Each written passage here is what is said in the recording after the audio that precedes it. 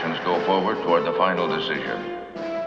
Death to Zeon. Long live the fatherland. Long live the Fuhrer.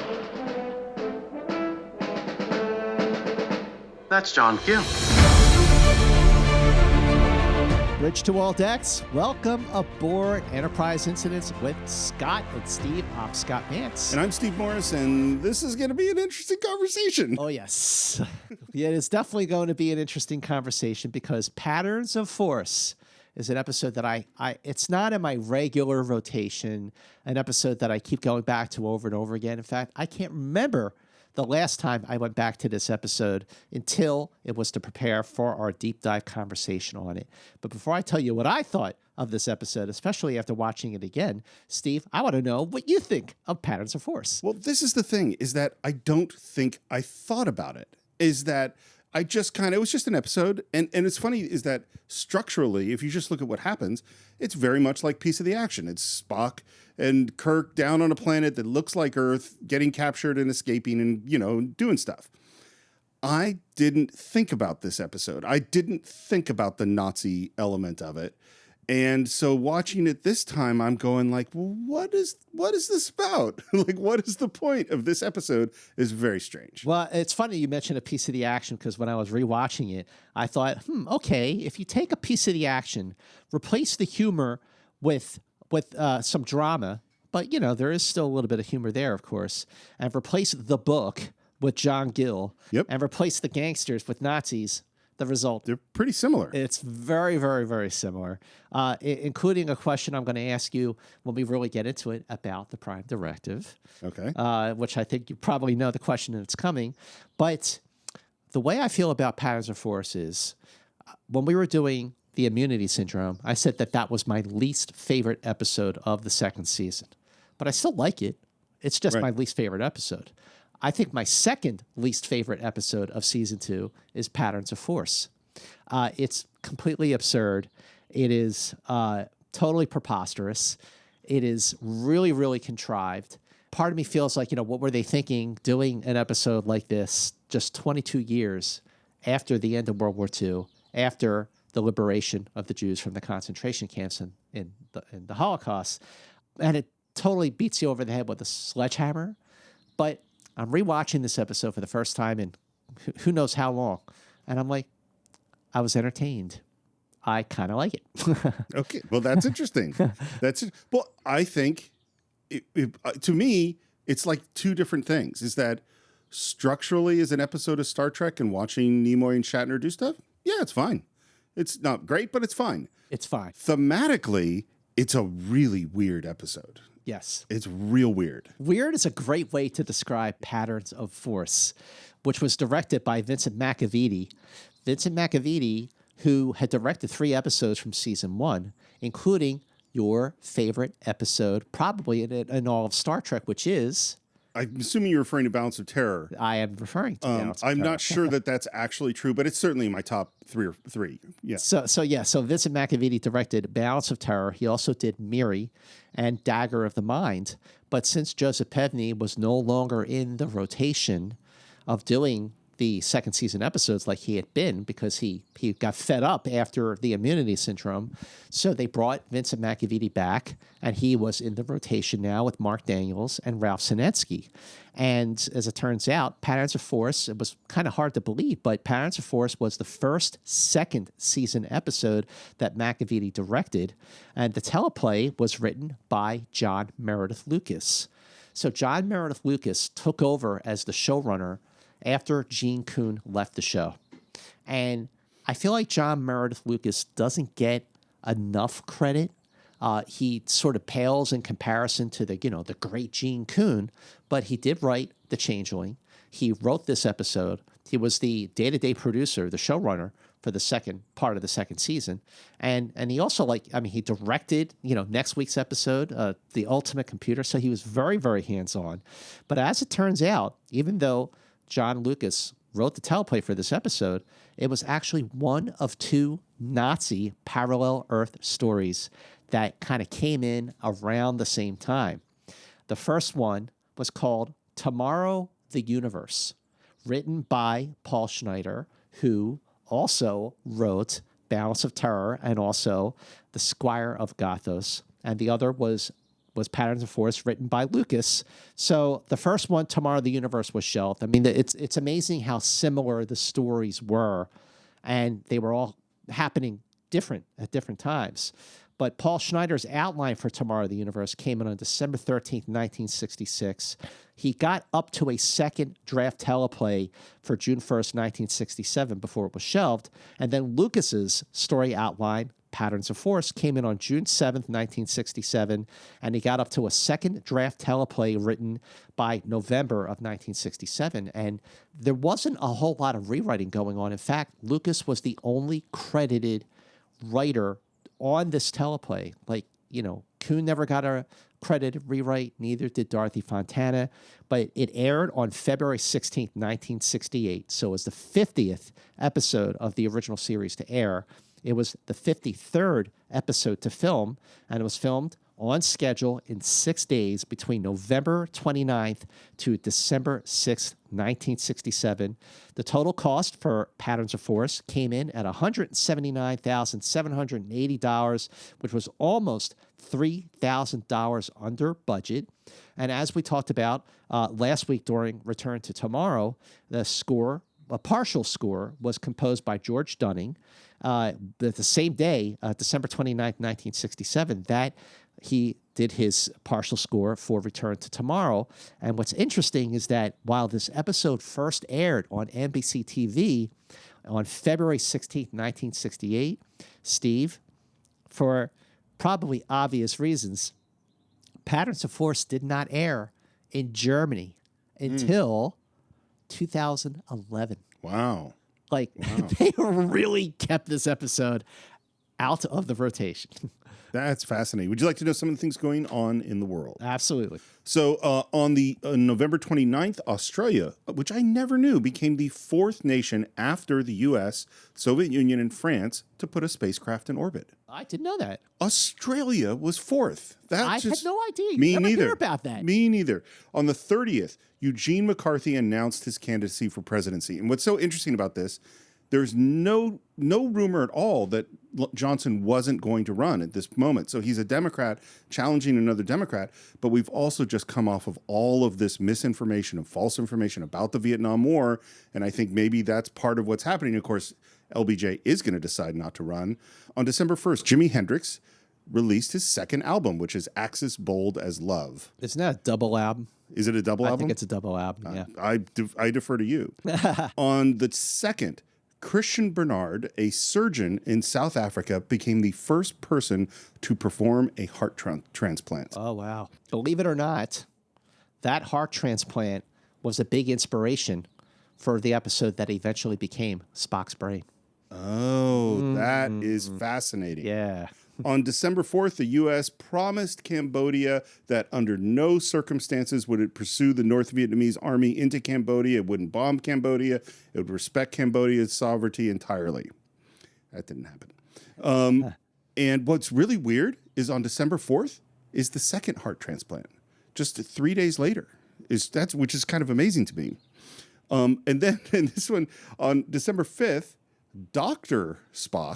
Benjamin Spock, was arrested as part of a protest against the Vietnam War. And I don't know about you, but I didn't hear the name Dr. Spock until long after I knew about Mr. Spock. Me too. And I was like, did they name him after Mr. Spock? What's the deal? And of course, Dr. Spock wrote arguably the most famous book about babies and taking care of children. It came out in 1946. Oh, is that? So is that when that way before Mr. Spock. So really, and I've never heard it. Is Mr. Spock, does his name come from Dr. Spock? Well, you know, it's to this day, people who kind of sort of know about Star Trek and they know that I love Star Trek, they'll say, "Oh, I love Dr. Spock," and I'm like, "No, that's Mr. Spock." I've heard that many times too. So many times, right?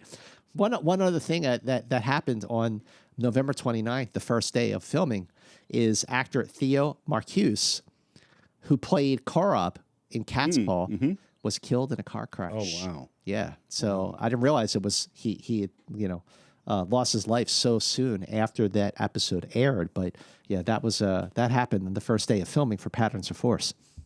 Speaking of Patterns of Force, shall we get into it. Dive in. Yeah, let's do it. So we're in the teaser, and we hear that we're passing this outer planet known as Zeon, and that we're heading towards the inner planet, and we're trying to find a guy named John Gill who's been out of contact for at least 6 months, and they're starting to worry that this guy is dead. So knowing what this episode is going to be about, they're passing by a planet called Zeon. Yes. Zion. Yes. So this episode, remember I said it's a little on the nose? Yes. It starts with the name of the planet Zeon. Yeah.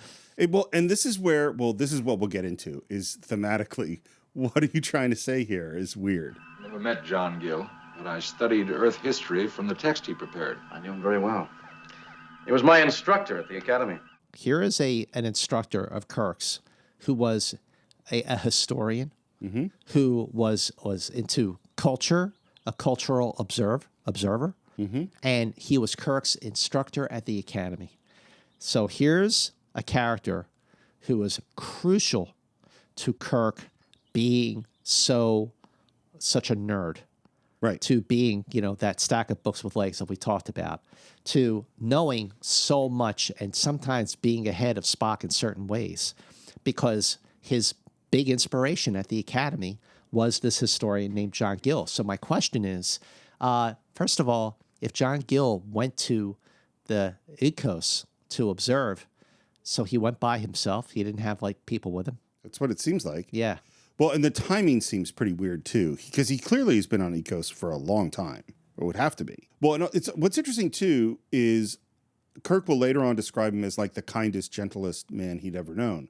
And so I think there was a lot of interesting things to be mined in terms of who John Gill was, what his relationship to Kirk was. They really didn't get into. And then Spock has this line. What impressed me most was his treatment of Earth history as causes and motivations rather than dates and events. Now, I actually think that's a really interesting line. It has nothing to do with the show. We never, if we went into well, what does that mean? What does that philosophy lead John Gill to do? It's also very clear that the person who wrote this doesn't know a lot about how history is studied, because we've always kind of studied causes and motivations. That's not a new invention. Right, exactly. But it is a great line. It's a great line. Right. It's not one that is that has a payoff. Right, exactly. Yeah. Well, that's what a lot of this episode is going to be. Yeah. And we hear that there's a vessel coming towards them, and they're surprised it's from Ekos, the inner planet, because they're not supposed to have that technology. And they're surprised then that it's able to detect them, because neither of the two planets are supposed to have that technology. And then they're really surprised when they find out that it's got a nuclear bomb. Stand by, phasers. Phasers ready. Fire! How the heck did this planet get this technology? If Zeon is the planet that had the more advanced technology and their people were more peaceful, it was interesting hearing the differences between these two planets. Ekos is supposed to be it's chaos, and the citizens are more warlike. But on Zeon, they're more advanced. They have crude interplanetary technology, and the peaceful are peaceful as sheep. Well, and that a nuclear bomb is beyond any of them. It's generations ahead of where these people should be technically. How did they manage that? Maybe they had help. And this is well set up, which is that in the frame, we see the picture of John Gill. It's a very clear bit of storytelling. Mm-hmm. Maybe they had help, picture of John Gill, and that is the end of the teaser. That's a good teaser. I mean, you have the Enterprise firing phasers, and the teasers were always good, Well, and it sets up this basic idea, which now that we've... and had Piece of the Action aired before this, or no? Piece of the Action did air before this, yes. And Bread and Circuses definitely aired before this, right? Oh, no, Bread and Circuses aired after this. Well, see, this is what's weird about doing it in production order, is that where do we get the best explanation of the Prime Directive? Is Bread and Circuses. Mm-hmm. So if you watch that before Piece of the Action and Patterns of Force, this makes a lot of sense. But because we haven't seen that yet, it makes less. We haven't really discussed the Prime Directive as much. That's a really good point. And the way that in Bread and Circuses, that they did everything possible to not interfere, to the point where they accomplished absolutely nothing at all except getting out of there with their lives. Right. And here's now a second episode where and this kind of goes to what I was teasing during our introduction for this, is that they violate the Prime Directive because it was already violated. You know, if they're coming in to kind of like, you know, clean up some things, does that warrant that they are also, they meaning Kirk and Spock, also violating? But we'll get into that. Okay, well, let's right now get into Act 1. Spock, you and I will beam down. Bones, one precaution. Prepare a subcutaneous transponder in the event we can't use our communicators. Oh, that sounds quite complex. What is a subcutaneous transponder, Steve? Well, subcutaneous means under your skin, and a transponder means like something that gives a signal. This is like the ultimate example to me of a technology you invent for one episode. And it's never used again. Never used or discussed again. And it could have been used totally many times. Well, I go like, why don't you always have a subcutaneous transponder? Said the same thing. Because how many episodes are we on the planet and we've lost our communicator? I literally wrote, shouldn't they have this transponder like permanently in their arms or whatever for just such an emergency like the one that they have here, or any other episode where, like, look, it would have helped them in Bread and Circuses or any number of episodes. In Friday's Child, it would have helped them. It would help them. Well, and again, this is why you don't have this technology, because it actually would mess up all the stories. Right. Yeah. Well, it's like there was an era of Superman comics where they just kept giving him new superpowers, like every. You know, this is like late 50s, early 60s. He can walk through walls. He can do all these things. And then they would never use them again. And you're like, well, why don't you just walk through the wall? Yeah. Like, come on, Superman. It's like a GPS device is what it is. Yeah. But what it was intended to be used for is actually not what they use it for. But we'll get to that. Well, that's the thing, too. And what we say basically is stay way, way out in the farthest orbit you can and then come back in 3 hours. And if you don't hear from us, just beam us up immediately, no matter what. And Scotty even says, "Aye, sir, whatever your condition," which is Scotty's only line in this episode. So we beam down to another very Earth-like backlot of the studio with not a lot of set dressing. And then just as we get there, a guy comes into frame, obviously scared. Hi! They're right behind me! And that is Isaac. Isaac. Oh, interesting name. Isaac. See what's going on there? So Isaac was played by Richard Evans, who on TV was seen in shows like Death Valley Days, Peyton Place, Gunsmoke, and Bonanza. And now he is playing from Zeon. And Isaac is on the run from our antagonists. And we hear very military drums, and we hear footsteps, and we see these boots, and we hear them say, Zeon pig. And then we see the swastikas. We see the swastikas, and I say to myself, Nazis. I hate these guys. Well, it's okay. So here's the thing. Let me put out what I think is the weirdness that I'm going to try to figure out as we go along. There's all sorts of films, TV shows, books, comic books about Nazis. And they are a wide range of tone. And at the time that I first started watching this, I watched Hogan's Heroes all the time, which is a comedy about Nazis. Sure. And it was fine. You know, one of my favorite movies at the time was The Producers, which is Mel Brooks and a fantastic send-up of all sorts of things, including Nazis. Hitler on Ice. But then I also love movies like The Dirty Dozen, which is like an adventure film, or The Great Escape, which is 63. Dirty Dozen, by the way, I think is 67. I think it's the same year. I'm 100% sure it is 67. Yeah. It's the same year as this. And you just mentioned Raiders of the Lost Ark and Last Crusade, also films that are just adventures with Nazis. Right. So I'm totally fine with us doing a story that is a adventure with Nazis. That's not that I don't have a problem with. And I don't even care if it's you could do a comedy with Nazis, I'm fine with all of it. What's weird is what are they trying to say? Where is this fit in terms of its tone? And I really don't get it. Well, we find out, when we get to the end, like what John Gill's motivation was for introducing the Nazi state. Well, we're going to talk a lot about that. We're going to talk about that for sure.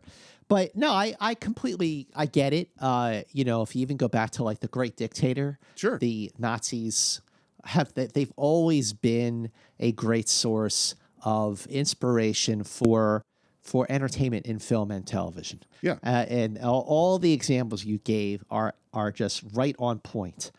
And this is actually the second mention. I mean, of course, we're seeing it, but it was only the second time in Star Trek that the Nazis were mentioned or that you saw any footage of the Nazis. You remember what the first episode was? Well, they sort of talk about eugenics and stuff in Conscience of the King, but I don't think that's what you're referring to. The city on the edge of forever. Oh, that's right. Yes. Yeah. When they're looking at the tricorder and, right. Hitler took over the world. Yeah. But so we're getting this parallel Earth, which we had seen before, Planet of the Romans, which I think is the best one in Bread and Circuses. Of course, look, Piece of the Action is so fun. Of the 3 comedy episodes, that's the one I know we really like the most.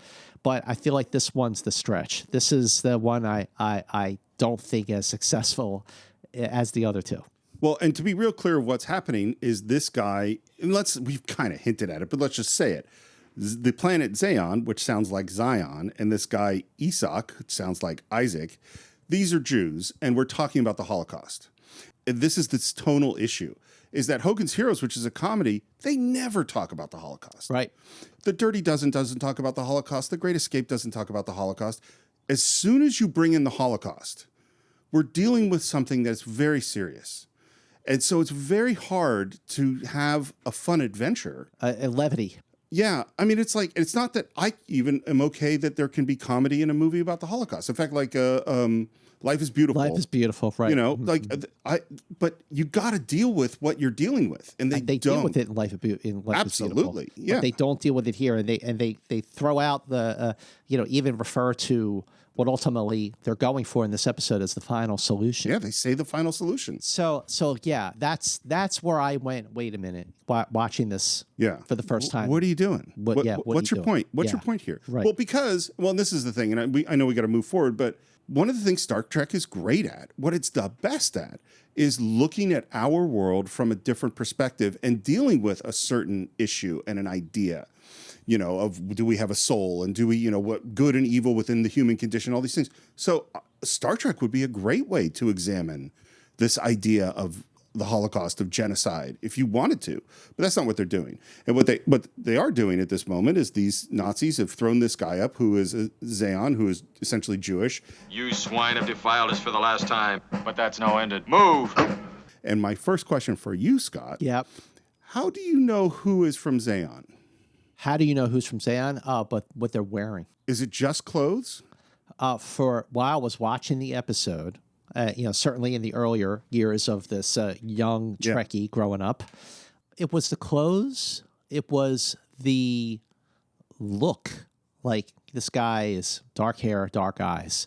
Those are the things that kind of tipped me off, because all the Nazis are wearing Nazi uniforms. Well, I mean, the thing is, again, this makes no sense, because they just look at Kirk, who's not dark-haired, dark eyes, right, and think he's from Zeon. But when Kirk puts on a uniform, then they don't think he's from Zeon. Well, there you go. Well, and when the guy, but it's like, so, but if the only difference is the clothes that they're wearing, then the people from Zeon should just change their clothes. Well, here's the other thing. If you're going to sort of look at the situation and be like, they could have sort of planned this better when they approached the planet Magna Roma, which is sort of the sort of headcanon name that was given to the planet Bread and Circuses. Uhura interrupted the bridge with newsreel footage that she intercepted from that planet, so they knew what was going on.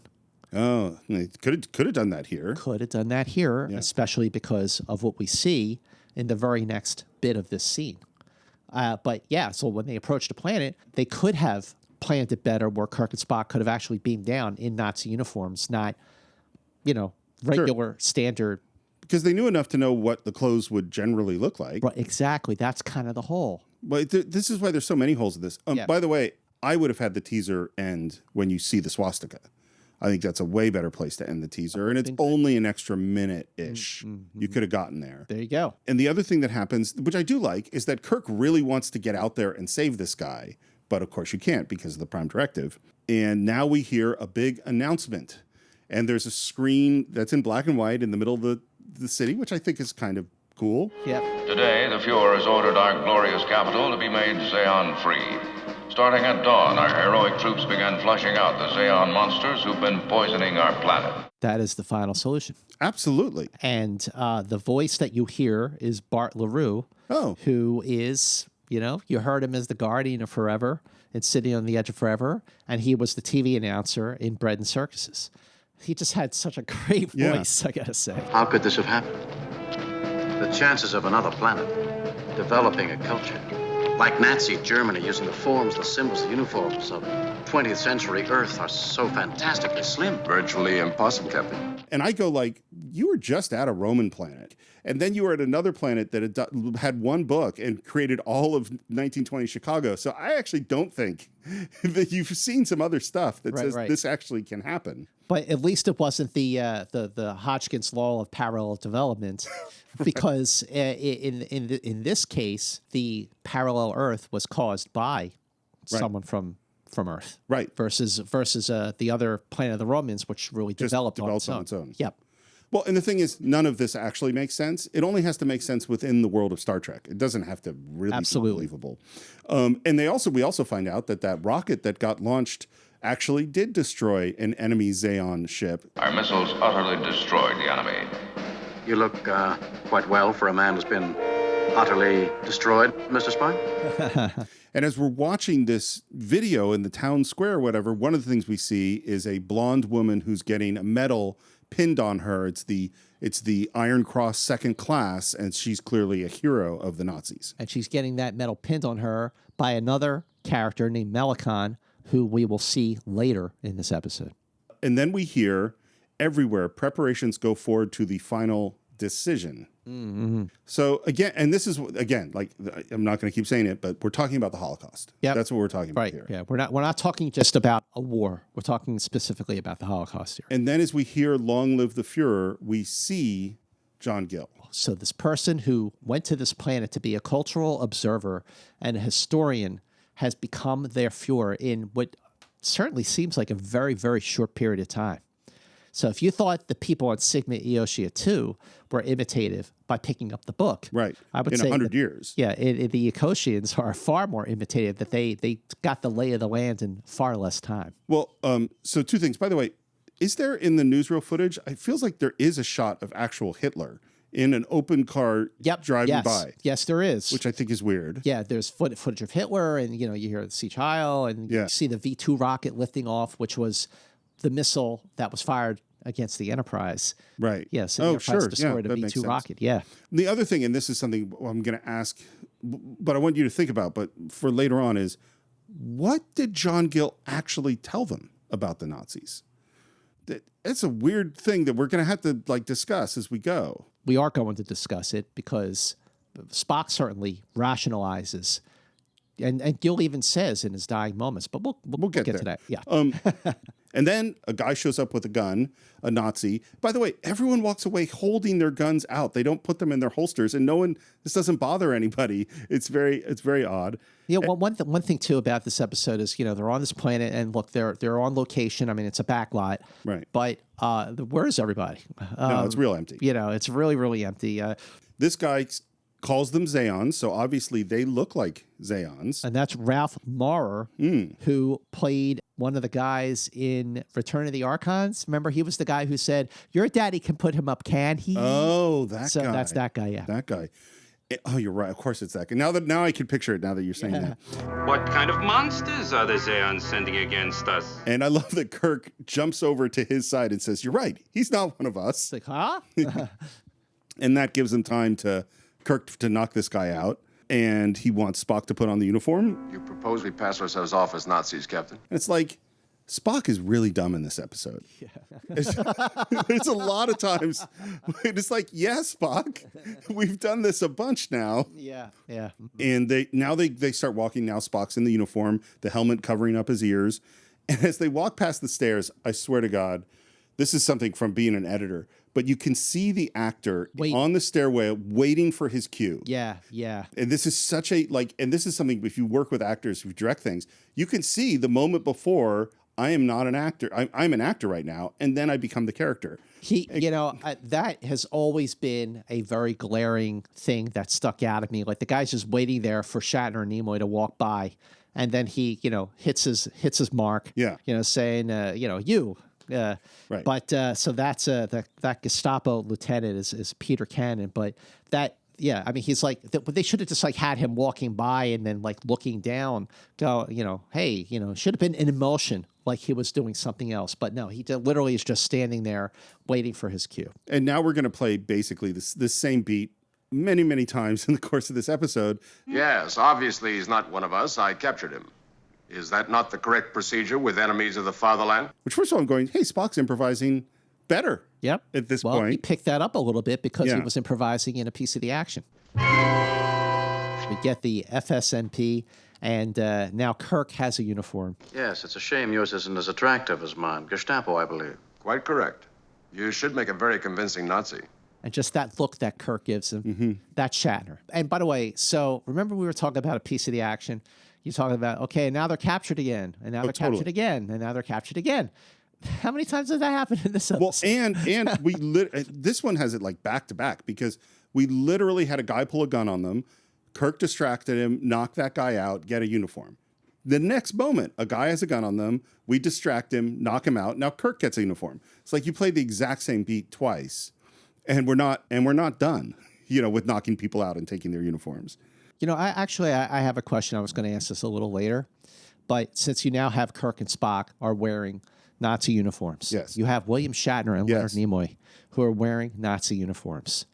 William Shatner and Leonard Nimoy are both Jewish. Yes, especially Nimoy is was a little more religious. He grew up in a more Orthodox family, and I always wondered what it was like for them to wear these uniforms while filming this episode. I was always wondering what it was like for them to just read this teleplay from John Meredith Lucas, seeing that it is not just like a World War II story, it is a Holocaust story. And I never heard either one of them talk about it. I do know that when some press people went to the set to while they were filming this episode, Nimoy said, "Don't take any pictures of me wearing the Nazi uniform," because he was supposed to go to the Wilshire Boulevard Temple for a Hanukkah service in December, and he didn't want photos sort of out there of him in a Nazi uniform. And then here he is going to a temple on Hanukkah. So it is really, really common for Jews to play Nazis at this era. So we mentioned Hogan's Heroes. Werner Klemperer is Jewish. Oh, yeah. And his father escaped in the 30s. His father was a composer who came to the U.S. in the 30s to escape the Nazis. If you look at the movie Casablanca, there's a whole bunch of people who are Jewish refugees, including Peter Lorre, but also the head Nazi. I forget his name, but he's Jewish. A whole bunch of those people are Jewish. So because a whole bunch of German Jews showed up in Hollywood in the 30s and 40s because they escaped the Nazis. And so you need someone with a German accent. There's a ton of Jews who played Nazis for the next 30 years. I didn't know that. Yeah, tons. Interesting. And it's like, look, Anthony Hopkins plays Hannibal Lecter. Playing bad guys is fun. So I don't. That's true. Yeah, I mean, That's also true. I don't have I think the Leonard Nimoy story about Hanukkah and the Nazi uniform is really interesting. See, like over the years, like when I was working for the company that ran the Star Trek conventions, there were a couple of times where Shatner was one of the guests, and I had introduced him, and he does his thing, and then he takes questions from the audience. There were a couple times there where I was kind of tempted to ask him. But I know that like when it comes to certain like details about the filming of the original series, so long ago, his memory of specifics is not the greatest. So I didn't want to like bring up something that he wouldn't really be able to comment on because he probably doesn't remember it. So I didn't. So we just had one guy pulled a gun on them, they got his uniform. Another guy pulled a gun, got his uniform. They walk 10 more feet and another guy comes up. Spock doesn't salute quickly. By the way, I love, so they're walking by this guy, an SS major played by Gilbert Green, and the guy goes, "Lieutenant!" Like he stops them, and like the look on Kirk, he's like, "Ugh," like he like slaps his leg, right? Like, "Oh, come on, we're so close." Like all the this is now the third time that they've been stopped by a Nazi officer. Right. And, you get to see the frustration and the irritation on Kirk is like, just come on, just give us a break. But so they're outside this building, which was actually on the Paramount lot. And the building they're out front of, back when the studio was still Desilu, that was the building that housed Lucille Ball's office where she did her business. Oh, interesting. The lieutenant's a little dazed. He captured several Zeons single-handed. One of the pigs struck him before he dropped. I promise you that pig will never get up again.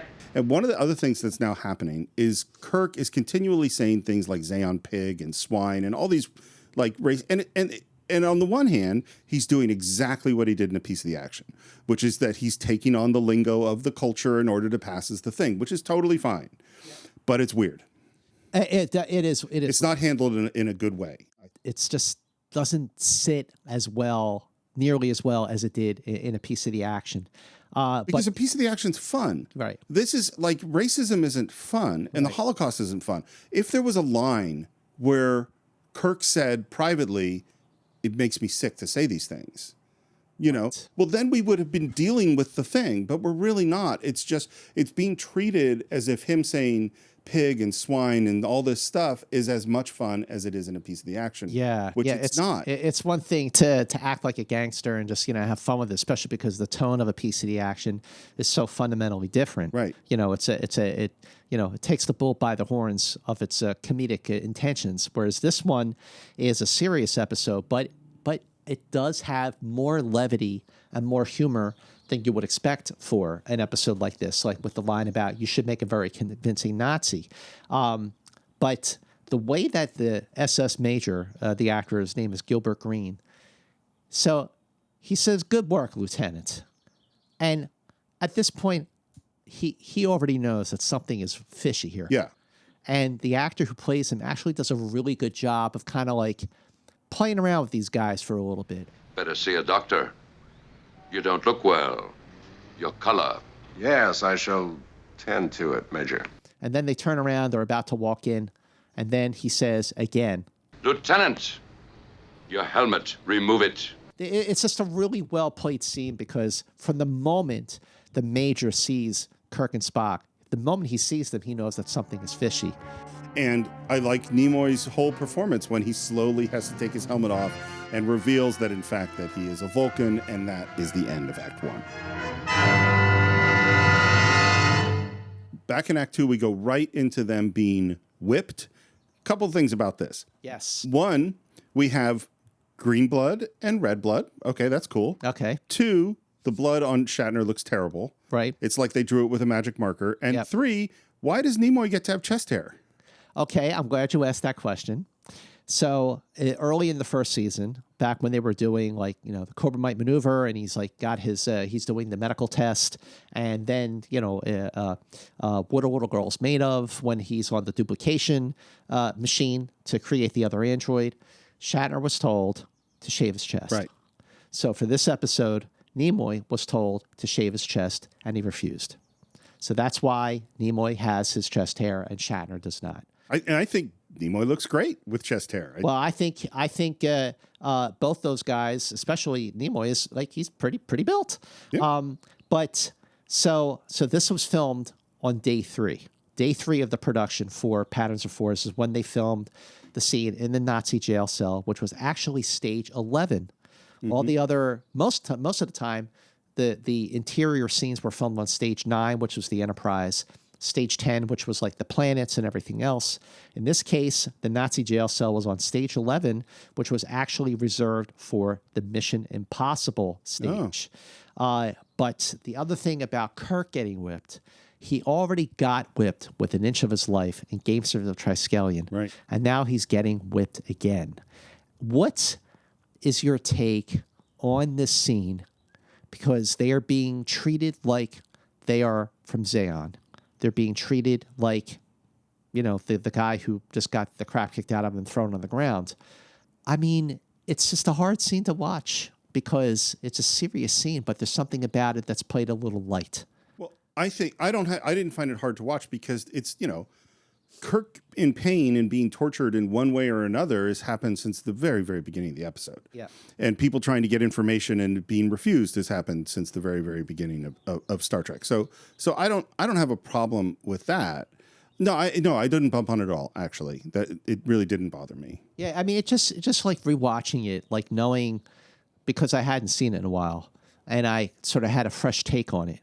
Especially because, like we discussed, it's not so much a story about World War II and Nazis. It's literally the Holocaust. and again, just going to like, these actors are actually Jewish and I mean, and being Jewish, Me too. Yeah.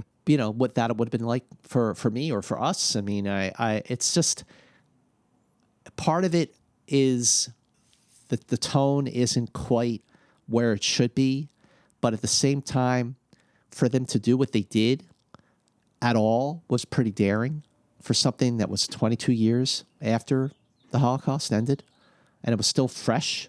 It was still Sure. I mean, 22 years is like, Well, that takes us back to 2000. That wasn't that long ago. Yeah. That's pretty fresh. It's if we were to do a thing about September 11th, that's the Exactly. same amount of time. Yep. And we did well. And this is to me, it's like, and I know now I'm repeating myself, but you either engage in it or you don't. Mm-hmm. If they'd just done Nazis and not done Jews, this would have been a very, very different. Then you could have played it like a piece of the action. Right. Well, that's true. As soon as you're rounding up people and saying that we have a final solution, well, then I'm picturing Auschwitz. Yes. Mm-hmm, That's a different thing.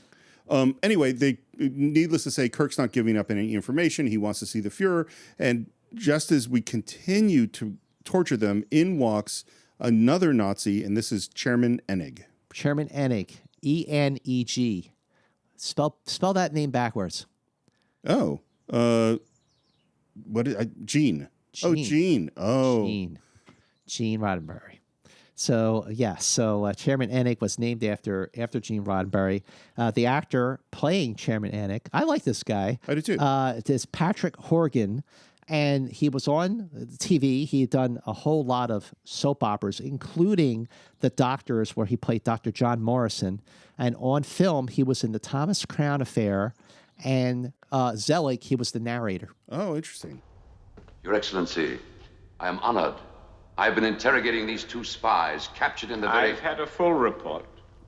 I like, by the way, when he steps in that he just moves one of the machine guns out of his way. Yeah, with his like two fingers, right? Yeah, because it shows that he's kind of above all this, which is why I think he's a good character. What were the weapons found on you? Our famous SS laboratories have been unable to discover how the weapons work. What's weird about this, now, first of all, that's important information that we're going to need for later on. But the second thing is, we've seen multiple episodes now where someone got a hold of a phaser and Kirk went, whoa, don't touch that. Yeah, you could take out half of a building. So it seems like there's just a button you push. But apparently in the SS labs, they didn't figure out to push the button. Like, well, when the rodent, the bum, picked it up in the City on the Edge of Forever, he zapped himself into oblivion. So he knew how to use it. So it doesn't seem like these things are that hard to use. Yeah, right. The trouble with you, SS, is that you don't realize that punishment becomes ineffective after a certain point. Men become insensitive. Yes, Excellency. Lock them up. Let their pain argue with them. I really like this actor, Patrick Horgan. I do too. Because without even, I mean, of course we know where this episode goes, but he plays it like there's a nobility. Yeah. Like, there's a ration. He's rational. Yeah. Okay. He's like, hey, no, stop torturing these guys. It's not going to do any good. Just let their pain do the rest. And again, this is not good writing, which is 1 second the major was saying, hey, give me some more time with these guys. And now the major says, well, actually, if we're done interrogating them, we should just kill them. And it's like, well, that's a contradiction. But Enig kind of overrules that and sends Kirk and Spock to a jail cell. John Gill was the kindest, gentlest man I ever knew. For him to be a Nazi is impossible. And one other thing is that the Zeon we met in the streets, Isaac, is in the cell next door. Why did they take you? You're not a Zeon. He certainly is not one. And then Spock replies in the most direct of all questions, coming from Spock, which makes perfect sense. Why do the Nazis hate Zeons? Why did the Nazis hate Jews? And this is, okay, so this is, now we have to kind of engage a little bit in this, which is that later on, we're going to hear John Gill say that the Nazi Germany was among the most efficient countries ever in the history of the world. Now, we could debate that on a lot of levels, but what Spock says is true is that they are totally defeated and bankrupt after, particularly because of the reparations they were made to pay because of the treaty in 1918. And so they're in deep trouble in the 30s. And they did, the Nazis did put everything back together to create this incredible military power. That's all true. Yes. And this question of why did the Nazis hate the Jews, and I'm sure you had some of the same education that I had growing up. Sure. Is the idea of the scapegoat is really powerful. Absolutely. And the idea of the scapegoat being initiated by someone of great charisma, someone who could just inspire a nation, say everything that nation wanted to hear after just the dire straits that nation was in. And they listened and they heard him and they believed him when he said, blame the Jews. Well, and this is the thing, is that if we combine the blame the Jews with we, the Aryan race, have this incredible destiny and this is what we're supposed to do and we're going to rise and we're going to take over the world and that is the Third Reich and all that stuff, well, that is part of what motivated Germany to come out of that slump during the 30s.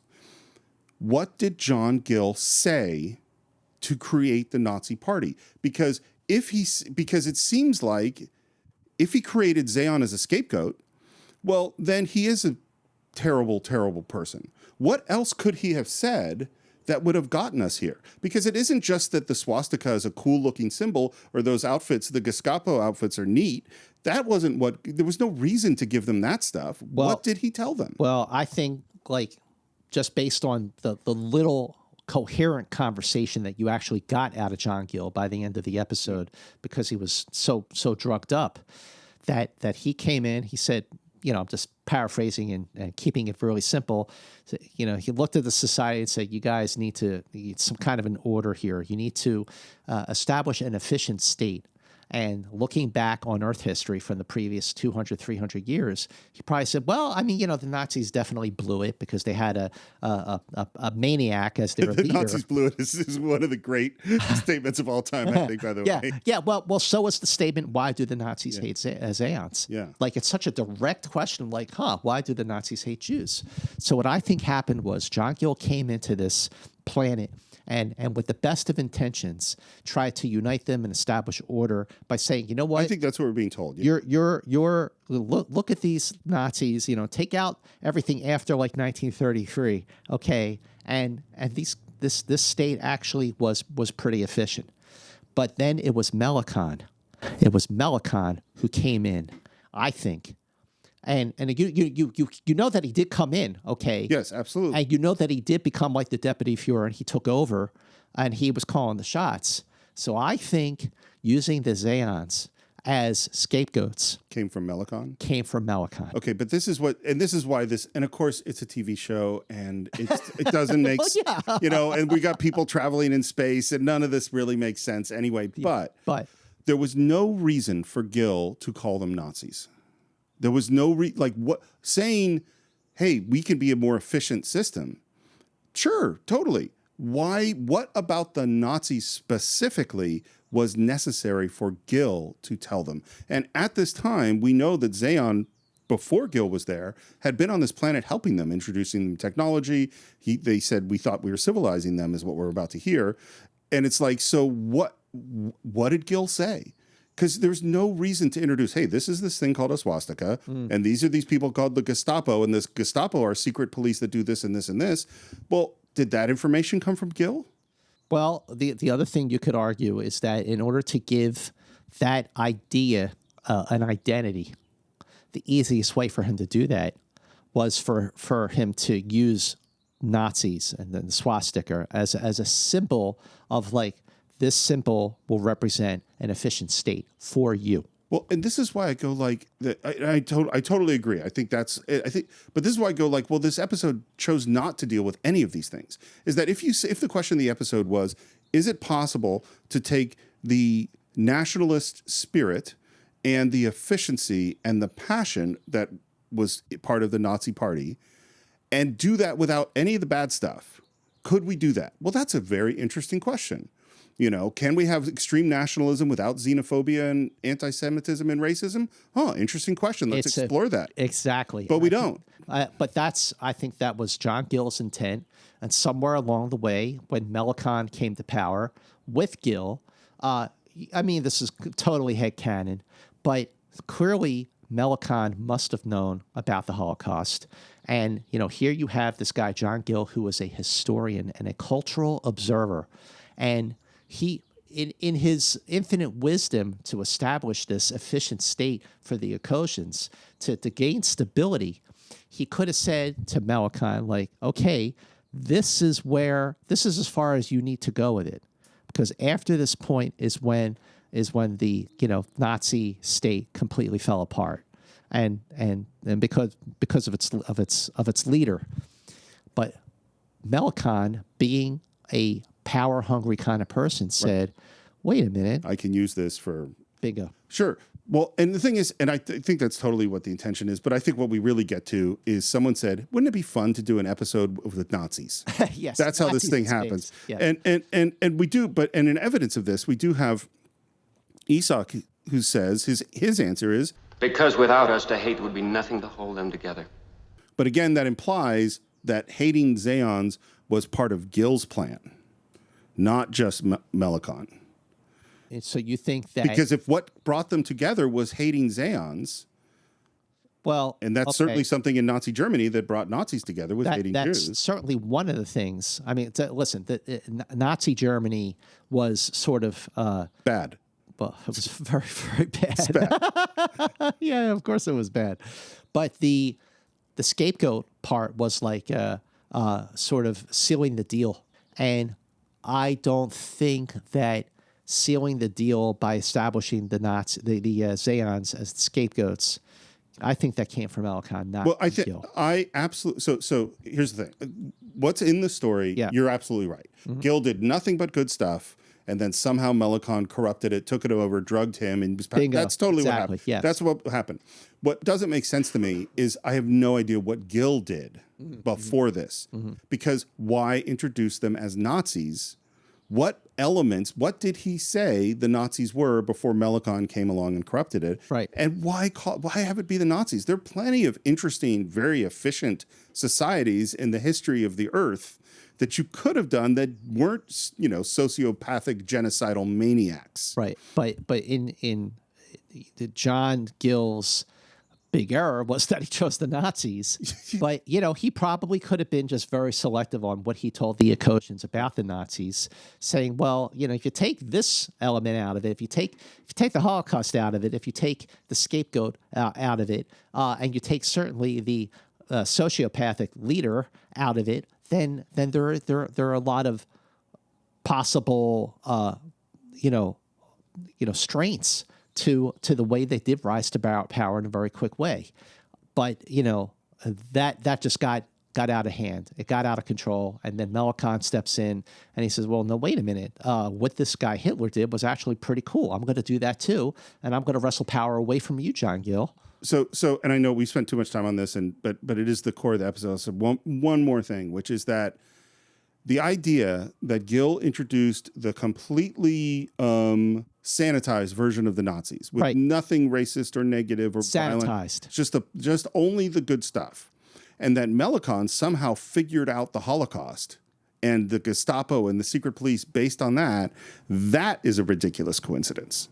Well, I think if you got this guy, John Gill, who is a historian, and he goes to this planet, he didn't just show up without any luggage. Maybe there are record tapes. Just what I was literally just thinking the same thing. And Melicon looks at these record tapes, possibly newsreel footage, and goes, whoa. So like if John Gill gave them the abridged history of Nazi Germany, removing all the bad stuff, and that was working fine. And then Melicon got the unabridged version and saw what they were really doing and was into it. Mm. But again, that's not in this episode, but that would make sense. That would make sense. That would make sense. That would make sense. I feel like there's a rational, rationalizing like how this could have like totally gotten out of control and turned into the Nazi Germany that became the downfall of Nazi Germany. This is sort of how I envision things happening in this way, especially because clearly Melicon did completely put Gill by the wayside. You know what? Part of what would make this episode good or work better is actually have John Gill as a character. Yeah, I agree. Because he just shows up at the end. He barely can speak. And it's like, if we saw what because we've had a lot of tragic figures who were trying to do something really good and it went really bad. You know, we have Roger Corby, we have other ones where they had, I want to do this thing. John Gill could have been that kind of tragic figure if we had met him more. Certainly. You're absolutely right. Okay, so maybe we'll come back to this conversation as we go along. Yeah. But let's move it along. The one thing I think we hear that's important is that Ezok, as he's describing Zeon, is that they're very, very peaceful people, but after what he saw in the streets today, he says basically that maybe he could kill now. I think it's time to break out of this cell. So why did they have the transponders put into their arms? That's a good question. Here's the answer. Because in earlier versions of the script, of the teleplay written by Lucas, I guess the whole thing of Kirk and Spock in a cell and then faking being sick to get out of it has been done. They did it in Bread and Circuses, and they did it in By Any Other Name. So we can't keep doing this, okay? So that is where the idea for the transponders came up, because like, how do you break out of this thing in a way that it's not going to look like the same sort of gimmick that they used before? And if they did use that gimmick before, these people will look pretty stupid. Well, this is the hard thing about screenwriting, and I do have sympathy for them, is that if you want to have someone break out of prison, you have to figure out how they break out of prison. And if you want to have to do that multiple times, you have to now come up with a new way for them to break out of prison. And guess what? Breaking out of prison is not easy, you know, so it's hard to come up with these things. But it's easy on Star Trek. Apparently, because we're going to do it in a couple more episodes. Yeah, exactly. I was thinking about. The transponders. Yes. And a way to shed some light on the gloom, Mr. Spock. Kirk pulls up the mattress, pulls out a metal slat, and they start doing some surgery on their arms. Are you trying to kill yourselves? And they dig out the two transponders. Spock estimates the exact number of millimeters apart they have to be, and he bends the thing. And now we have to get up to the light bulb, because that's going to be our power source. To activate the rubidium crystals that are in the transponders, which is going to give them the power to use the light, I guess, to make a laser or something like that. The laser beam that's going to get rid. Look, I mean, the effort to sort of shake it up and do something different from faking being sick, I'm all for that. It's a little far-fetched that this little thing inside their body is going to actually, light a laser beam to, with get rid of the power lock from a light bulb. Yeah. But you know what? This is one of those things where you got to suspend your disbelief and just go with it. I just thought of a way to break out of the cell, by the way. Just because so you go up to the light fixture, and you pull the electrical wires out and you electrify the bars of the cell. Then you get the guard to come up, and when he grabs the cell door, he's shocked, and you can get the keys from him. There you go. That could work. But the one thing that does make this fun is that Spock has to get on Kirk's whip-scarred back, and there's some funny little beats between them as it's taking too long. You realize that the aim will, of course, be very crude. I don't care if you hit the broadside of a barn. Just hurry, please. Why should I aim at such a structure? But this is what I mean. Like, there are a few moments of levity in here that, even though Gene Kuhn was long gone and really didn't have any involvement with the screenplay, that there's a lot more humor in here than you would expect. I have no problem with humor in a serious episode. I mean, I think Kirk and Spock are super funny in City on the Edge of Forever. Yeah. All of that stuff there's a bunch of funny moments in a very serious episode. I have no problem with that at all. It's really how they deal with the serious stuff that I have problems with, not the fact that there's some comedy in it. But we do get this thing open, and now, even though we didn't do the pretend to be sick thing, we're still going to make a big noise to get the guard to come in. Exactly. It's kind of the same beat. It's what he did in Piece of the Action when he broke the thing. Help! Help! I'll talk! We knock that guy down, and again, we're in a uniform pretending that people are prisoners. And what's really funny is Spock's a shirtless alien, and then we have, Ezok just walking around in this place. It's like the most conspicuous, silly-looking thing. Totally suspicious. And now, again, Kirk is going to talk about the Zeon pigs as he bumps into another guard. And apparently Kirk knows how to pick a pocket because he's pretty good, right? He gets some keys. They get into the lab. They find the communicators, which are disassembled, wondering whether or not we could put them back together. We don't see the phasers. Then the guard realizes that he's lost his keys. He goes back to look, and he enters, and Ezok has hidden, and now he knocks him out. So we have over and over again. So wait, when they when they were looking for the communicators, the phasers were not there. Correct. I wonder where they were. Well, this is what we heard, that their phasers are in the SS laboratory. Oh. And I think this is a different space. I was going to say, because imagine Melicon getting a hold of a phaser. Yeah. That would have been interesting. Well, that would have been it. That would definitely have been interesting. Yep. You know? Like, here's this guy hungry for power, and, you know, he just would have leapt 300 years ahead of where he is now with one little box in his hand, just like Nona in A Private Little War. That's true. That's true. Well, this is more interesting to me.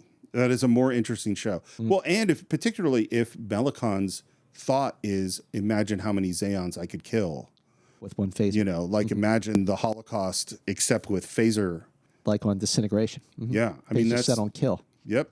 That's that. Now we're into, like, I get just, my stomach just kind of twisted as I had that thought. Sure. You know, and then Kirk's motivation to get the phaser back and stop him. Well, now we're into some scary, interesting stuff that is addressing these issues, you know. Came to get John Gill. Captain, without phasers and until we're able to communicate with the ship, it is illogical to assume that we can hold out against the entire military force of this planet. Which is true, but how many times has Kirk said, I'm going to take on the entire military force of the planet? You know?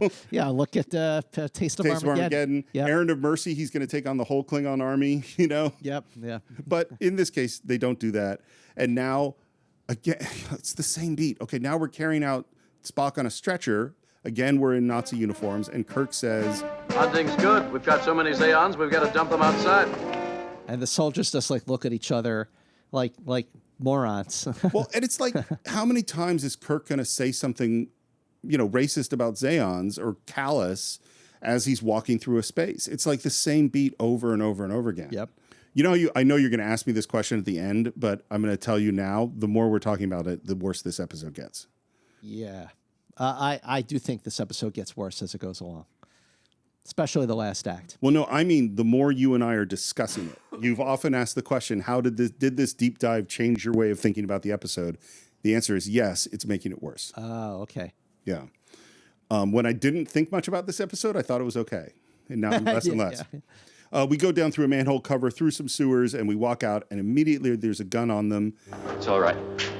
They helped me escape from the prison. I owe them my life. And he introduces this man as Abram. Abram, who's that? Abraham. Abraham, exactly. Played by William Wintersole, who made his TV debut in an episode of The Outer Limits. He was also on shows like The Fugitive, The FBI, Mission Impossible, The Partridge Family, and a long-running character on The Young and the Restless, Mitchell Sherman. Isak, Ulette is dead. Shot down in the streets. She would have been my wife. She lived for 5 hours while they walked past her and spat on her. Which is horrible. And we had this line earlier where he says, from what he saw on the streets, he is able to kill. This is a perfect example of this screenwriting rule, which is show, don't tell. This is tell. If you had seen a woman shot in the street and people walked over her, we would feel something about this. And if we knew that was Isak's fiance, we would really feel something. But we don't really feel something because they just told us about it. Right. We just heard about it. Yeah. And I feel like in 1967 that this episode got by for being a direct take on the Holocaust, and it still made air. Yeah. But Standards and Practices man, NBC's Stan Robertson, I agree it would have been better to see that and later find out that was his fiance. Mm-hmm. But that one, it might have been too much. I don't know. We've seen people shot, and lots of times in Star Trek, I mean, it's just shooting someone. I'm saying just shooting someone, but you know. Yeah, yeah. So he's having obviously emotional reaction to that.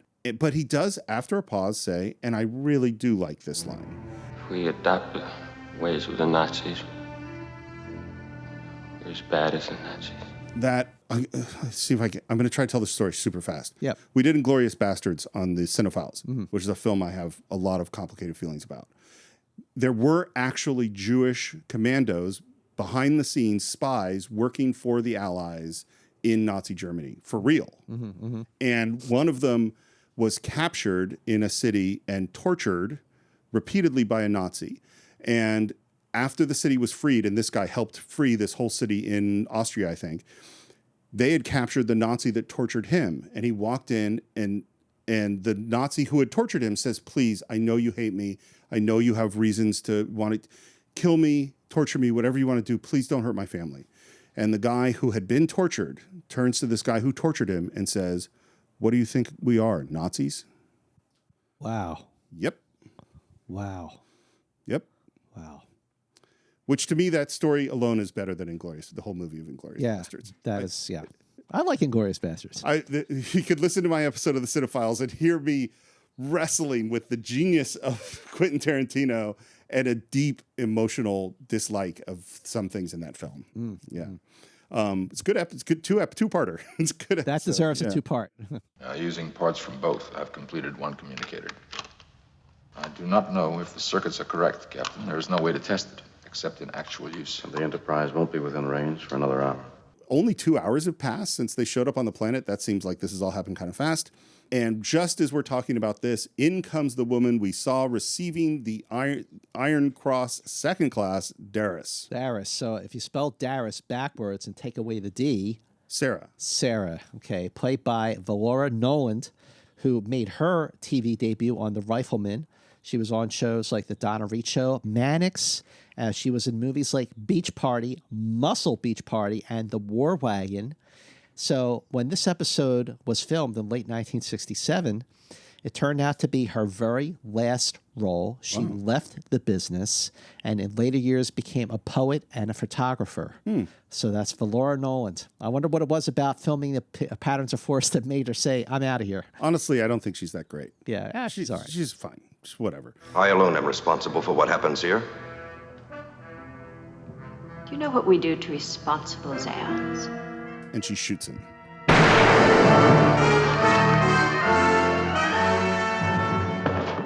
And now that will be the end of Act 2. Act 2. I just want to point out, by the way, there's like an extra who's a dude with a big guy with a comb over, huge sideburns, and a cheesy mustache. And I'm like, that guy's totally 1967. He doesn't look at all like he's like Nazi Germany. Act 3, we come back right to the same spot. She's got her gun up in Kirk's face, and they distract her and take the gun. Gee, we've seen this many, many times. No, don't shoot. Don't shoot, please. No. Wait. And Abram gets up because this was a test. Oh, it was just a test. We were faking it. Yeah. And that really she is undercover helping the Zeons. She is an Ekosian, and we hear the story that her father was a friend of John Gill's. And she says, the decoration was for betraying my own father to the party. That seems like a big, huge sacrifice. My father denounced me, making it appear as though I had betrayed him. He gave me a weapon to continue the fight with. But how could this have seemed right to John Gill? Now, they've never heard that name. Who? John Gill, your Fuhrer. He's one of our people. And who are your people? And then there's a beat. You hear that little inspiring music. I'm Captain James Kirk of the United Spaceship Enterprise. This is my first officer, Mr. Spock. You know what I never really realized until I really did this show today? That just Kirk introducing himself is a thing. I love what he does. I'm Captain James T. Kirk of the Starship Enterprise, representing the United Federation of Planets. We get a music swell, and it's like... Oh, it's a thing. It's a thing. Yeah. You mean that the Fuhrer is an alien? That is correct. I grew up to admire him, and later to hate and despise everything he stands for. So I grew up to admire him means he had to be there a long time. I was thinking the same thing. He must have been there a while. At least a decade. Yep. Well, and we know, Kirk was in the Academy maybe 13 years ago, 14 years ago. That makes sense. Mm-hmm. Okay, so right after Kirk left the Academy, John Gill left on this assignment. Exactly. All alone on this planet for over a decade. That's the thing I can't get past. Like, he went to this planet by himself. He didn't have, people with him. Like, he just went on a spaceship by himself to a planet that no one from the Federation had ever been to. And we know that Starfleet have been trying to contact him for 6 months. When was the last time he talked to Starfleet? That's a great question. Because you would think if he had decided, hey, by the way, I'm going to teach this planet about Nazis. I'm good. Uh-huh. Well, did he tell them? I mean, because this Nazi thing started a long time ago. But it said that they lost touch with him 6 months ago. So I think there's maybe they didn't think this through. No, they didn't. The writers. I mean, that's the reality. Lucas. Of course, they didn't think it through. But I always thought he was one of us. Now to hear that he's an alien sent here to destroy us. That was not his mission. Slow your roll, lady. Yeah, That's not why he was sent here. And now they say, look, we got to go. We got to see him. I got to see John Gill. We hear there's a big speech that's going to happen tonight, but only the top party officials can get in. Yes, she can get in. As a symbol of the proper attitude toward the fatherland. As an honored member of the party, she could get us past the guards. No one knows for sure, but I'm afraid it'll be a formal declaration of war against Zeon. Their final solution. Final solution. If you didn't say those words, that would be different. But when you say the final solution, you are saying this is an episode about the Holocaust. Yep, exactly. It's not about World War II. It's not just about Nazis. It's about genocide. Yes. Kirk says, you must get us in here. She says, it would be suicide. And then it's Isak who kind of wins the day. He says, well, it's a risk living in all the way things are going. Now, if the captain believes he has a chance, I'm willing to commit suicide with him. You, Zeon, you expect to get into the Chancellery? And then his response is, it's even more my fight than yours. Which is A, a great line. Yep. But B, you, a Zeon, you expect to get into the Chancellery. This is where I'm totally confused about how you can tell who is or who's. If it's just the clothes, that line doesn't make any sense. Because, oh yeah, you could just dress up as a Nazi. But if she says there's no way you, a Zeon, could get in. Right. I would never pass for a Nazi. Yeah. Even with a uniform on. I just, it's not going to happen. And you know what? I think it's a good thing. Yeah. I'm happy to say that. We cut to a car pulling up, and we get out of the car, and their plan is to film the stupidest looking documentary. They look like the Marx Brothers. Yeah. Like the way they're holding lights in people's faces and the camera like 6 inches from someone's nose, and they're not. It's like, what the hell are you filming? And now they're wearing a different set of uniforms. Oh, yeah, that's true. Uh-huh. But it gets them inside, and Spock says, Captain, I'm beginning to understand why you Earthmen enjoy gambling. No matter how carefully one computes the odds of success, there is still a certain exhilaration in the risk. It took him long enough because of the gamble that Kirk played with Balak in the Corbomite maneuver. Not chess, Mr. Spock, poker. It took him this long and this situation to finally get the thrill of gambling. I love how you've put that back to Corbomite. I think that is a great, great connection. I also go like, if Spock didn't get it in Piece of the Action and all the times in Errand of Mercy, and the fact that he gets it now doesn't make any sense. It is, but Nimoy's always funny. Yep. So it's a funny beat, and Kirk says, very good, Spock. We may make a human of you yet. I hope not. The I hope not is really funny. And we get a little more information that they're going to see the speech on a screen, but he's actually in a booth over here that's blocked by a curtain for security because people are going to try to kill him. And we want to get really, really close. So they go over, and now they're kind of interviewing the guards in a ridiculous way. But that gives Spock a chance to look through the curtain and see a very, very still John Gill. Yeah, something is already, like, as soon as you see him being put into position in his chair and he's not moving or reacting at all, you're like, oh, something's wrong with this guy. Yes, well, that may be part of the plan, the semi-divine detachment. Or a deep psychosis. Maybe simpler than that. He may be drugged. We need McCoy. And then he asks for a private room because they want to call someone down.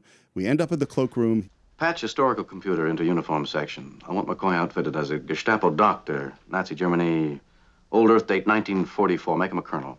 This is silly.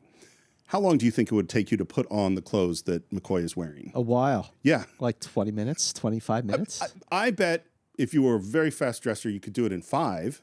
But he's fully dressed in a cloak and tie and all sorts of... Yeah, he must have, how did he have time to run down to wardrobe? Yeah. Put it on. Unless they could just materialize him into the uniform. Which I don't think they were thinking that. So you remember how we said, how are you, Zeon, going to pass yourself off as a Nazi? There's a scene where Isak is just drinking cocktails, drinking champagne. Talking to somebody. Talking to someone. So, the whole, how do you know someone is a Zeon really doesn't make sense. What is it? Isak just heard 2 security men. They picked up your broadcast and pinpointed it within this building. They're starting to search. McCoy materializes. It's true. I only half believe what you said. McCoy, grumpy as always, says, Stupid computer made a mistake in the measurements. The right boot's too tight. And Spock gives him putting on your shoes instructions. There is a logical way to proceed, Doctor. You point your toe, apply equal pressure to either side of the boot, and push. We have no time for emotionalism. This is where the levity is not working for me at all. And just as he gets his shoe on, and we're trying to introduce everyone, McCoy stands and says, "What in blazes is this?"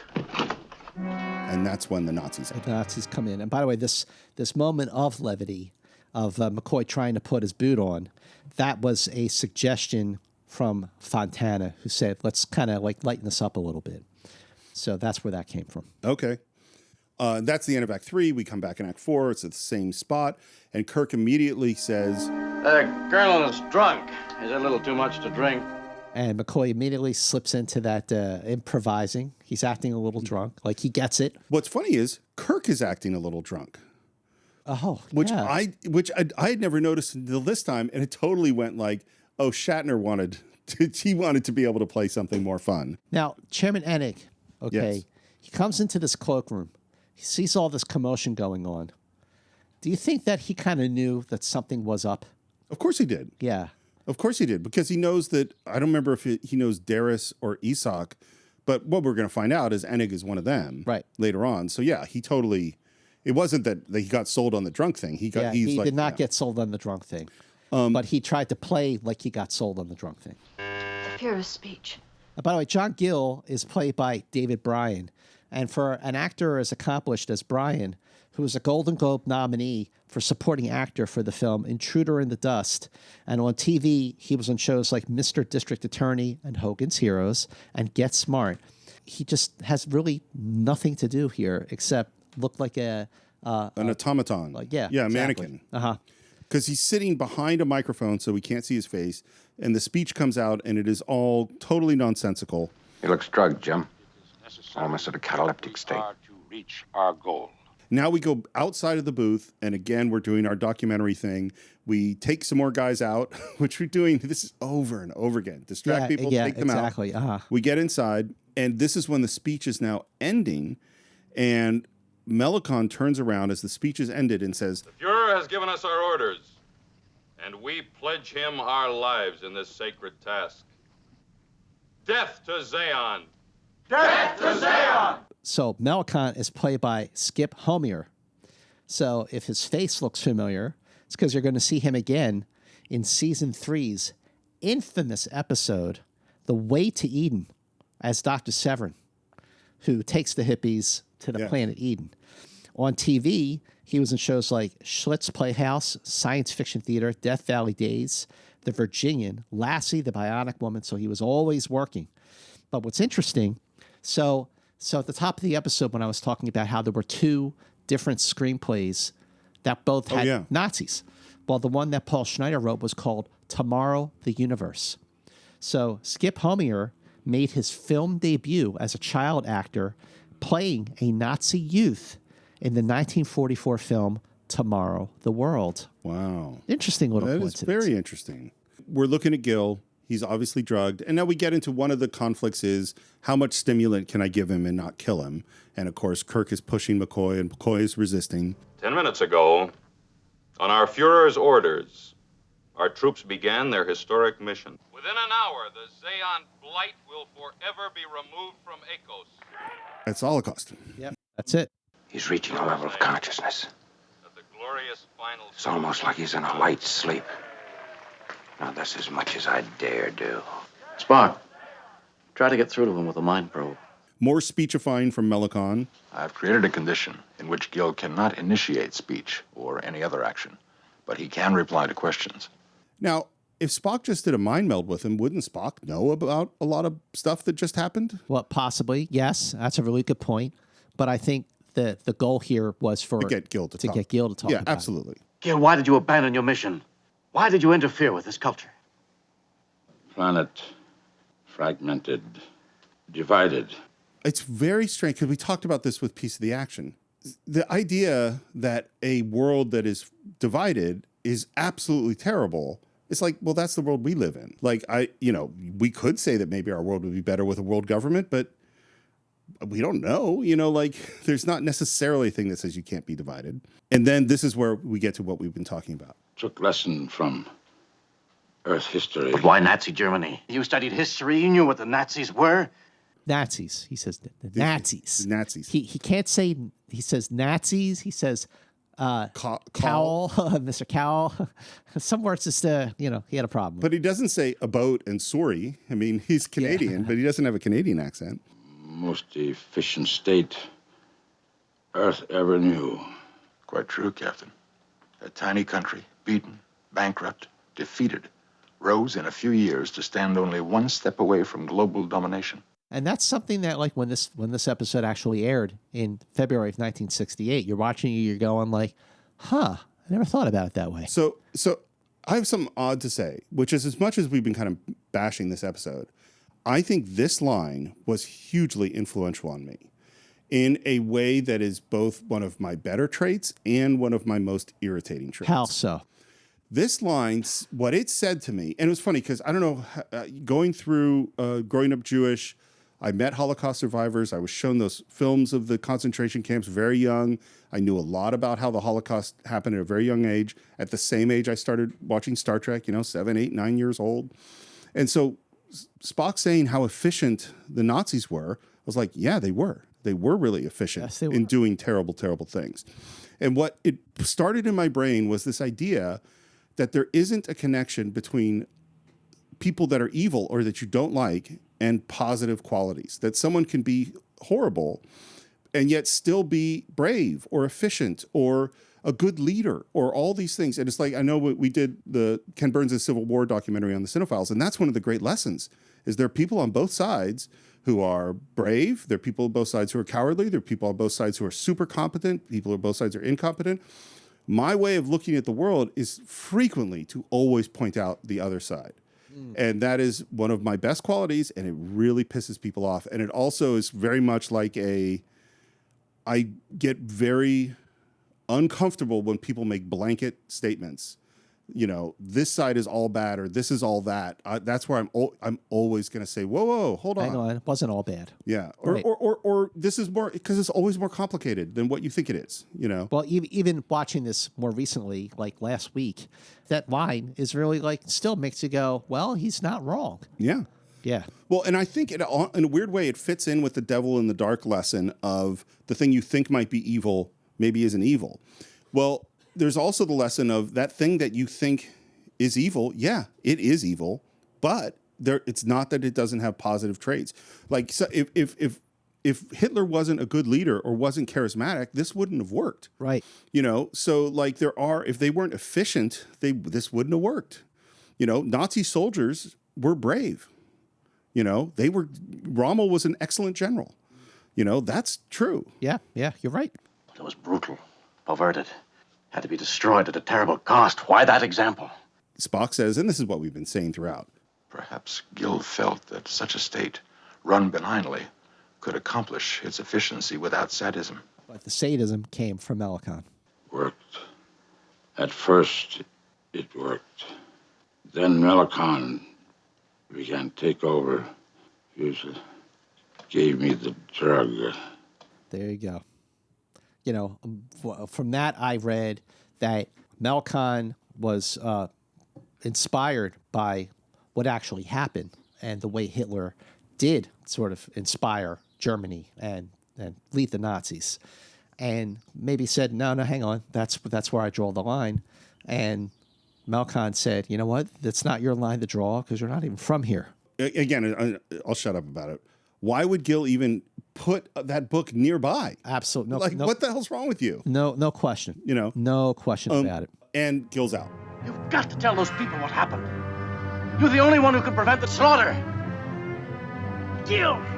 A guard shows up. Hey, minute, Spock, take off the helmet. And again, we got another prisoner, which we've done over and over and over again. For the second time in one day, Doris is a hero to the fatherland.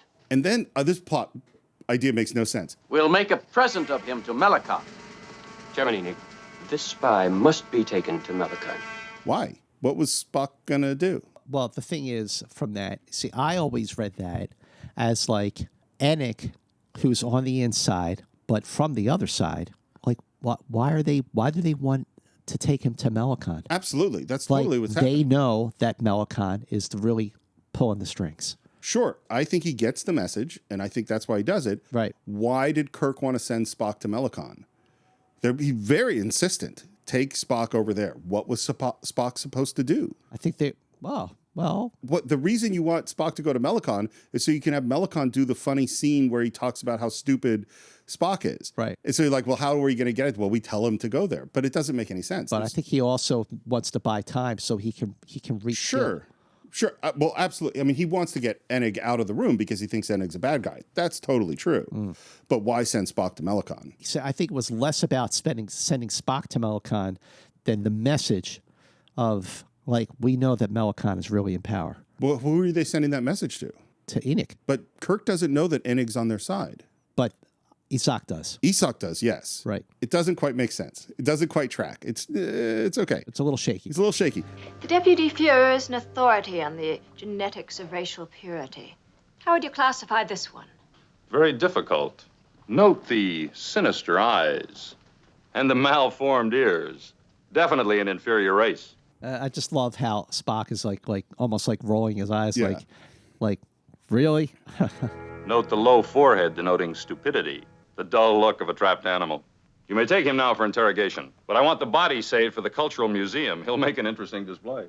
It manages to be horrible and funny at the same time. Yeah. And then we hear in a very weak voice, People of Ekos, we were betrayed by a self-seeking adventurer who has led us all to the very brink of disaster. I ordered the immediate recall of the space fleet. This attack must stop. To Zeon, I promise, this was not an aggression of the Ekosian people. I'm like, yeah, it was.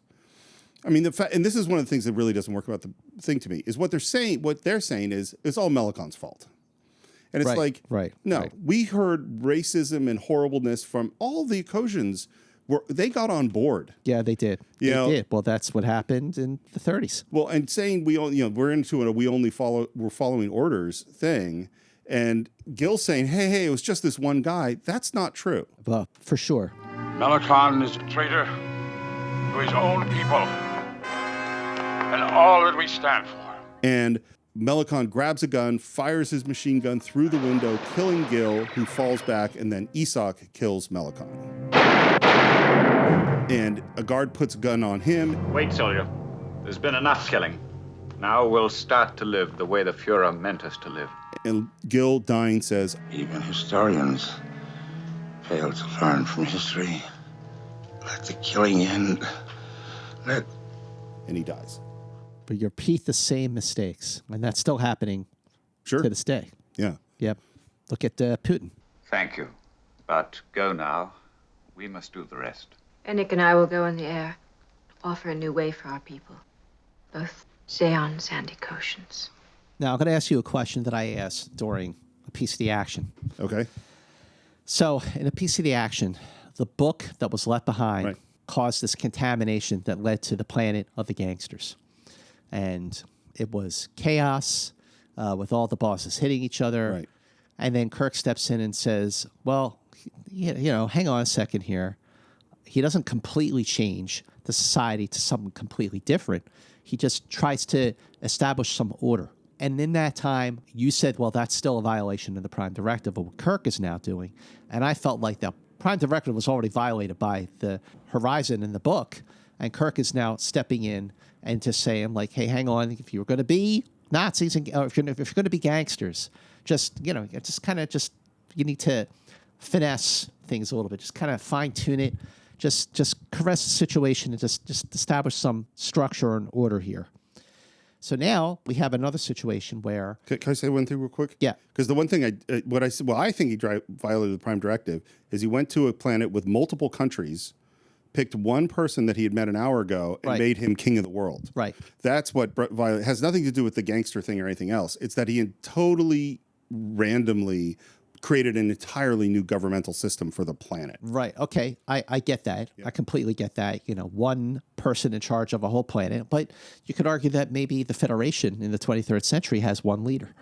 It sounds like it does. It seems like it does. I don't know, but it certainly feels that way from from certainly watching the original series. And But that has nothing to do with, I mean, people have if the Prime Directive is to let people pick their own destiny, what the Federation's government is nothing to do with anything. The Eosians on Sigma Eosia 2 picked their destiny after the influence of the book, and their destiny was to be gangsters. Right. So Kirk came in and said, well, this way isn't really working. Try this way. Right. Okay. So what's your question about this? So my question about this is, so Gill came in, clearly violated the Prime Directive. Yes. By turning this planet into a planet of Nazis, which got out of his control as Melicon took over, and now Kirk and Spock step in and say, okay, well, they're a planet of Nazis. And Spock even justifies that, well, there were things about the Nazi state that were beneficial, obviously, to the Germans. Yeah. Okay? But as Melicon took over, he really created like the situation that Hitler was in charge of. Okay. So Kirk and Spock step in and say, hey, hang on a minute. If you're going to be a planet of Nazis, let's sort of fix the situation here.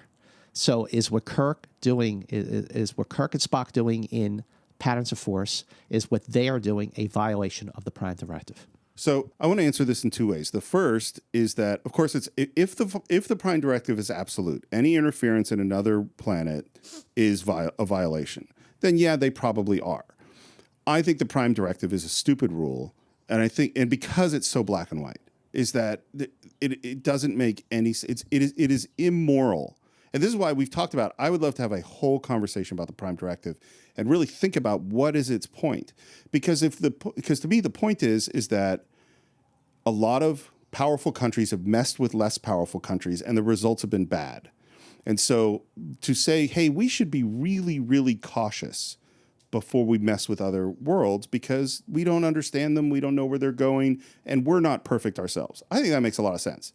But saying we can't do anything at all, zero, is ridiculous. I mean, I know I was just reading about this, is that in Next Generation, apparently there was some episode where it was a Holocaust, and the script said, well, we have to just let the Holocaust happen because we can't interfere. Well, that's stupid. Like that, looking and seeing that, millions of Zeons are going to be killed and we just have to let it happen. That's immoral.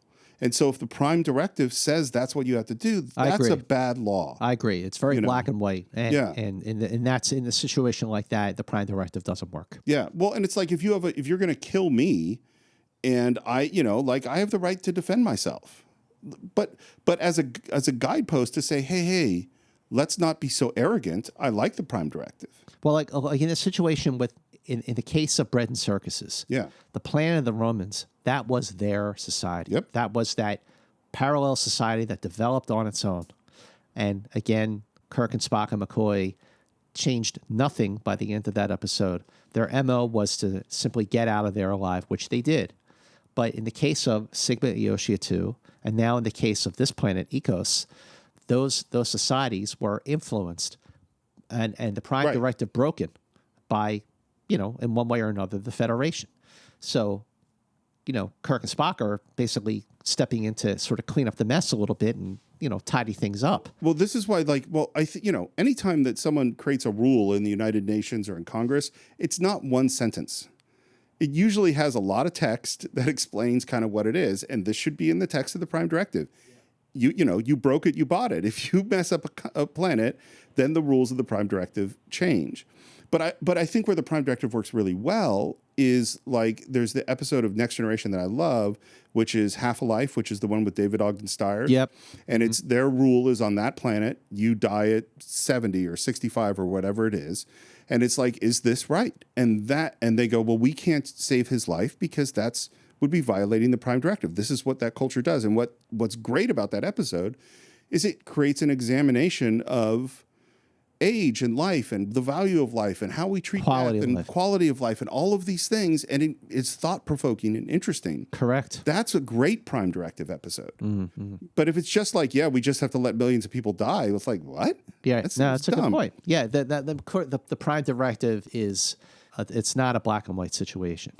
And I think that sometimes, especially in these early Star Trek episodes, that they look at it as a black and white situation, and the terms violating the Prime Directive isn't really fair to look at it that way. Yeah. Well, I just think, I think, like a lot of things in the original series, things got created that they really didn't think through, because why would they think that people 50 years later are going to be poring over this?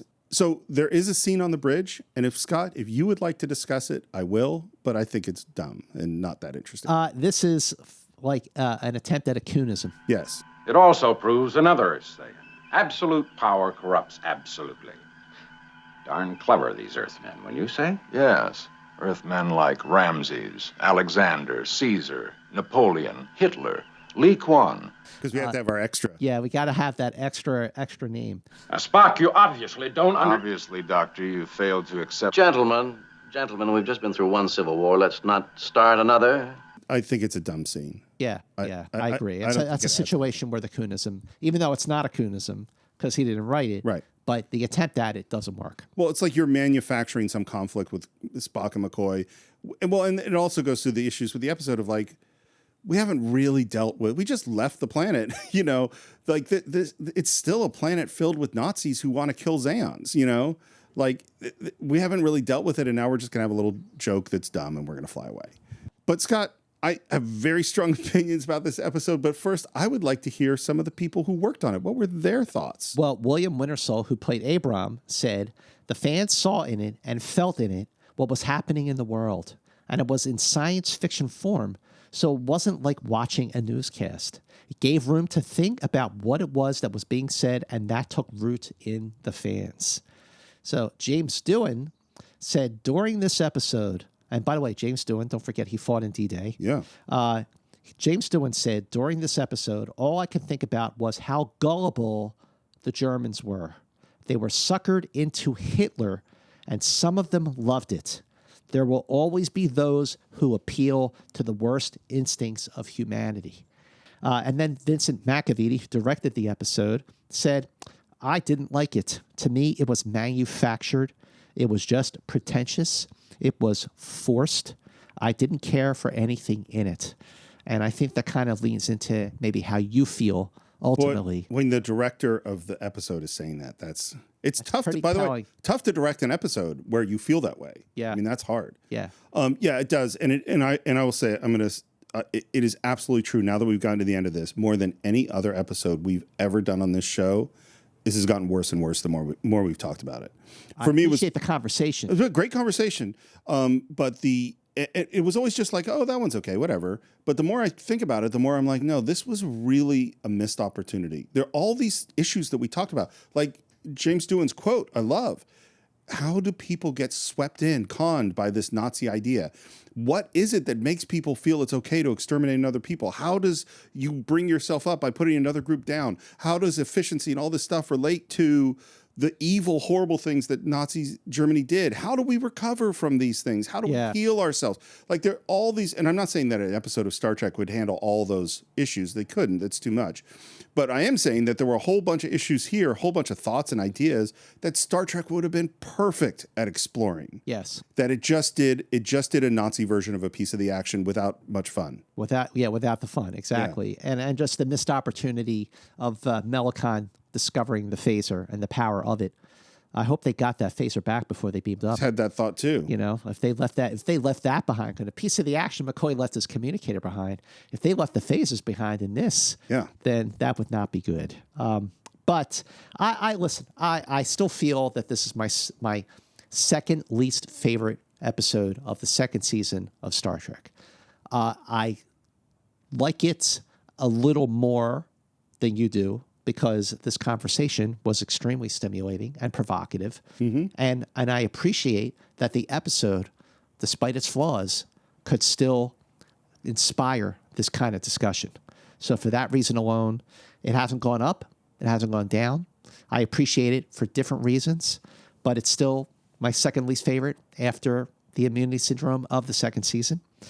But that's it. That's what I got. that's what we got for Patterns of Force. Well, and I'd like to hear what other people got for Patterns of Force, because we obviously touched on a lot of issues, and we would love to hear your thoughts on this episode of Star Trek. You could visit us on our Facebook page, do a search for Enterprise Incidents. You can follow us on Enter Incidents on Twitter, Enterprise Incidents on Instagram, and you can follow me at SR Morris on Twitter, SR Morris1 on Instagram.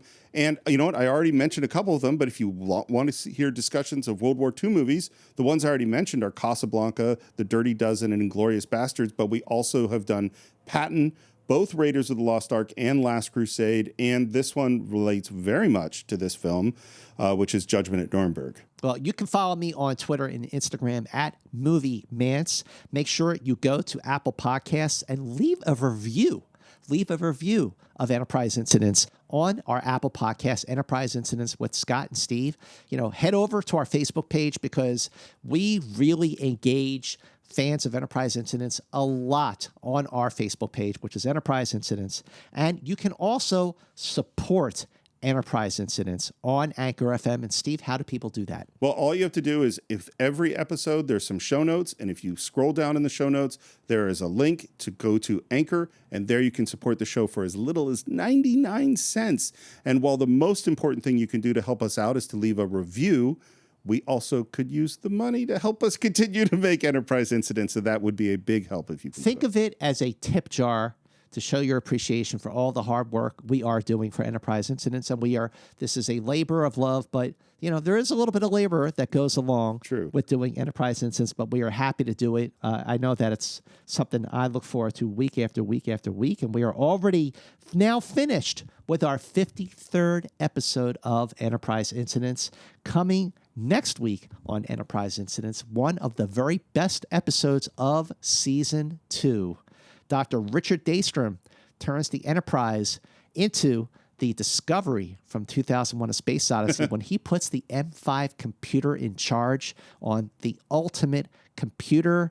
And I love the ultimate computer. I cannot wait to do our deep dive conversation on this absolute Star Trek classic. The ultimate computer is next on Enterprise Incidents. Join us. And until then, keep going boldly.